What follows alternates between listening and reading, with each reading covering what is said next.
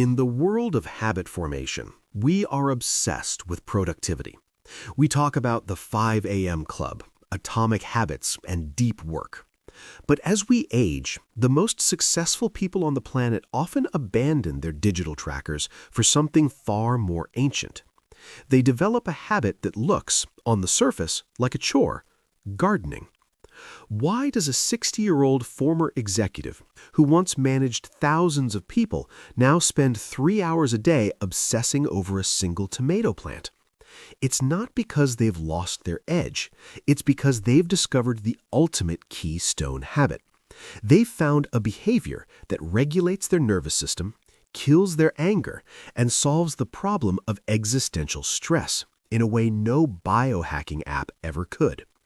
Today, we are dissecting the habit of the earth. We're looking at the deep psychology and the modern philosophy behind why gardening is the most powerful habit you can build for the second half of your life, and why you should probably start it today. Section 1. The biochemistry of the habit. Most habits are built on a loop: cue, craving, response, and reward. In the garden, the reward is biochemical. When we talk about habits in Western psychology, we often focus on dopamine, the hit we get from a like or a completed task. But gardening switches the brain to serotonin and oxytocin.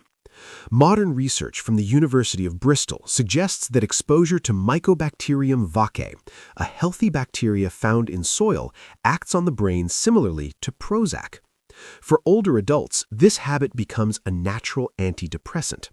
While the rest of the world is trapped in a dopamine loop, checking news, feeling angry, checking again, the gardener is in a serotonin loop.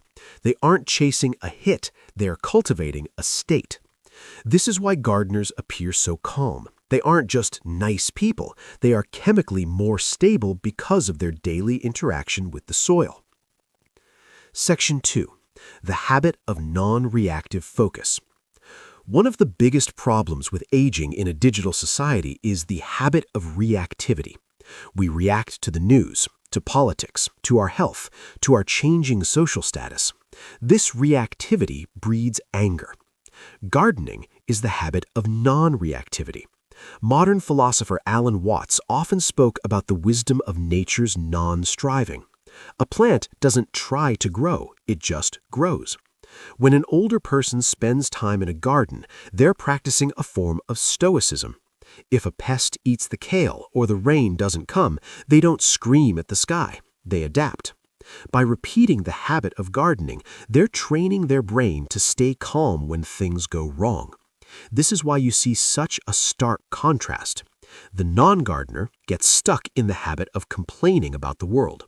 The gardener gets into the habit of fixing what they can and accepting what they can't. One group lives in a state of stress reactivity, the other in a state of nurture response. Section 3. Generativity, the habit of leaving a legacy. In Western culture, we often struggle with the ending. We fear being irrelevant. Psychologist Erik Erikson identified the final stage of human development as generativity. Gardening is a habit that forces you into generativity. It is a daily practice of looking forward. When you plant a perennial, you are making a contract with the future. You are saying, "I believe the world will still be here in 5 years, and I want it to be more beautiful." This habit shifts the focus from me to them. It's a profound shift in identity. You move from being a consumer of life to a caretaker of life. For older adults, you cannot feel truly alone for the lives of 50 different species. You are the conductor of an orchestra. Section 4. The slow living habit, UK and Europe. In the UK and Europe, there is a massive movement towards slow living. In a world that is moving too fast, gardening is a rebel habit. It is a deliberate choice to slow down. Statistics show that in Western countries, gardening participation peaks between ages 55 and 75. Why? Because that is the age where we finally realized that the high-speed habit was a lie. We realize that the best things in life, a good wine, a deep friendship, a blooming rose, cannot be hustled. Gardening teaches delayed gratification. In an era of instant everything, the gardener enjoys the slow everything. This habit lowers blood pressure and significantly reduces the risk of dementia. It keeps the mind sharp because it requires planning, memory, and physical coordination, but it does so in a way that feels like play, not work. Section 5. Dealing with the void. Loneliness versus solitude. Let's be honest. The Western world can be a lonely place for the elderly. Retirement often strips away a person's work identity. Without a habit to replace it, many fall into depression. The garden becomes the new office, but without the stress. It provides a routine. 8 a.m., pruning. 9 a.m., watering. 10 a.m., observing. This routine provides a scaffolding for the day.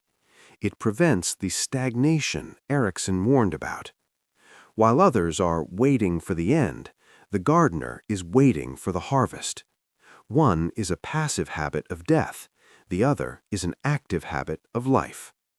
Conclusion: the invitation. So what is the habit we can learn from the older generation? It's not just about plants. It's about the habit of groundedness. It's the realization that our anger, our stress, and our anxiety are often just symptoms of being unplugged from the earth.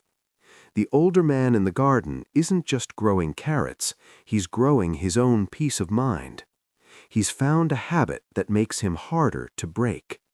If you're feeling overwhelmed by the pace of the world, maybe it's time to stop looking at your screen and start looking at your soil. Because the best habit you can build for your future self isn't an app or a supplement, it's a seed. If you found this deep dive into habit psychology helpful, hit the subscribe button.